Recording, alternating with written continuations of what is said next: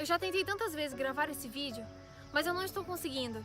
Tá sendo difícil eu expor aquilo que eu estou sentindo em relação a tudo isso que tem acontecido com os cristãos de hoje em dia, com a realidade da igreja, com toda essa pandemia que nós temos visto. Vamos lá. A realidade é que os cristãos dizem muito que querem que Jesus volte.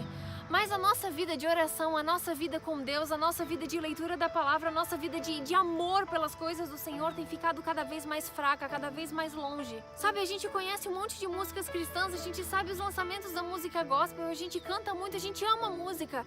Só que na maioria das vezes a nossa boca tem falado e tem cantado de uma coisa que o nosso coração não está cheio. A gente diz que o evangelho precisa ser pregado, que as pessoas precisam conhecer Jesus, mas quando isso depende da nossa atitude, do nosso comprometimento, da nossa vontade, da nossa iniciativa, a gente não faz. Com toda essa pandemia, as igrejas fechadas, nós estamos tendo agora culto em casa e live o dia inteiro para assistir de várias pessoas.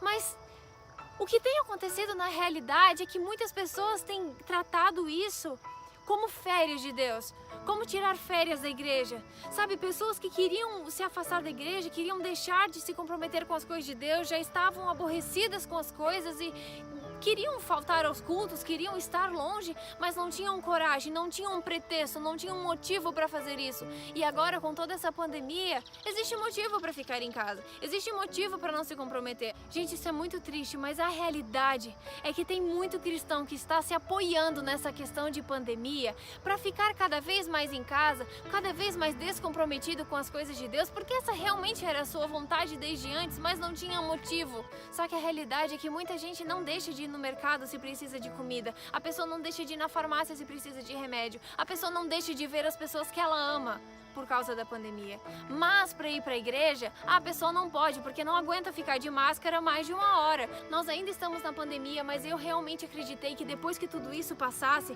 a gente iria vivenciar um momento histórico de reavivamento, de reforma, de santificação, sabe? As pessoas trabalhando juntas, os irmãos se unindo em oração, pregando o evangelho juntas, se comprometendo com as coisas de Deus, se comprometendo com as coisas na igreja, fazendo a coisa acontecer, vestindo a camiseta realmente e levando adiante a obra de Deus para que Jesus volte logo. Mas não é isso que tem acontecido, e eu acredito, infelizmente, que não é isso que vai acontecer, porque infelizmente muitos cristãos já estão tão acostumados a ficar em casa que não faz a menor diferença mais o ter igreja ou não ter. Se é convidado algum pregador ou cantor famoso do meio gospel, a igreja enche, as pessoas vão, elas se sentem felizes, elas oram, elas cantam, é a coisa mais linda, parece assim um revivamento da vida. Mas lá no íntimo, lá no quarto, lá na sua comunhão pessoal, lá no celular, a pessoa não vive realmente o cristianismo como deveria. Aí você pode pensar, não, mas eu sou igreja, Jesus disse que eu sou a igreja. Sim, você é.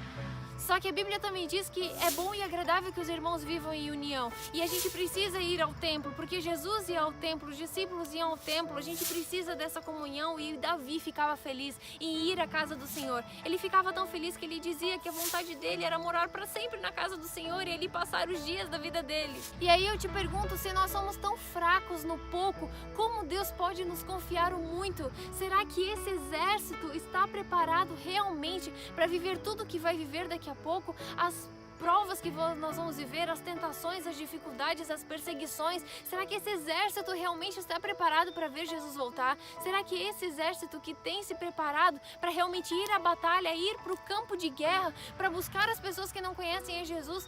Gente, nós estamos cada vez mais falando e falando e falando das coisas de Deus e ouvindo as coisas sobre Jesus o dia inteiro, lives e cultos e programações e música. Só que quanto mais coisas nós temos à nossa disposição para estarmos perto de Deus, mais longe dele nós estamos, mais o nosso coração está longe dele, mais mortos espiritualmente nós estamos. Nós falamos que estamos reavivados, nós falamos que precisamos de Deus, nós falamos que precisamos orar, mas nós não oramos. E infelizmente o diabo tem colocado um senso de superficialidade tão grande nos cristãos, um senso de descompromisso, um senso de deixa para depois, um senso de não, eu tenho muito tempo ainda. E a gente não está acordando para a realidade.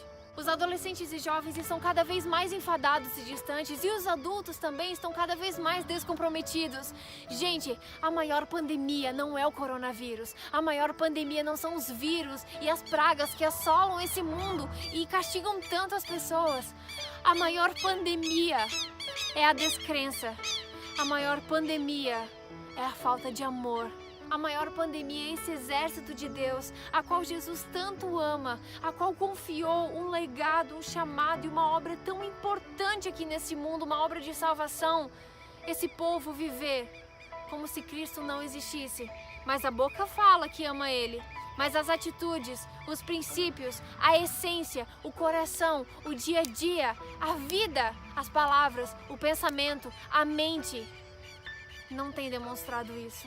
Não espere se reavivar quando as pessoas ao seu redor estiverem reavivadas. Não espere tomar iniciativa de começar a orar de verdade quando alguém dizer para você que você precisa orar. Não, nós temos o Espírito Santo, Ele fala ao seu coração, Ele faz um chamado a você todos os dias. Cada vez que você acorda pela manhã é um recomeço, é uma chance de fazer tudo diferente. É mais uma vez Deus dizendo que Ele te ama, que você tem mais uma chance de fazer tudo diferente, para você mudar o seu dia, para você fazer a diferença na vida de alguém.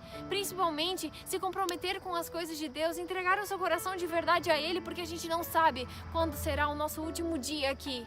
Você que está me ouvindo, por favor, saia da zona de conforto, saia da superficialidade, saia do achismo, saia do descompromisso e viva realmente com intensidade aquilo que Deus confiou a você. Viva realmente com um propósito. Deus poderia muito bem tirar essa responsabilidade de você e pedir para que um anjo fizesse esse trabalho.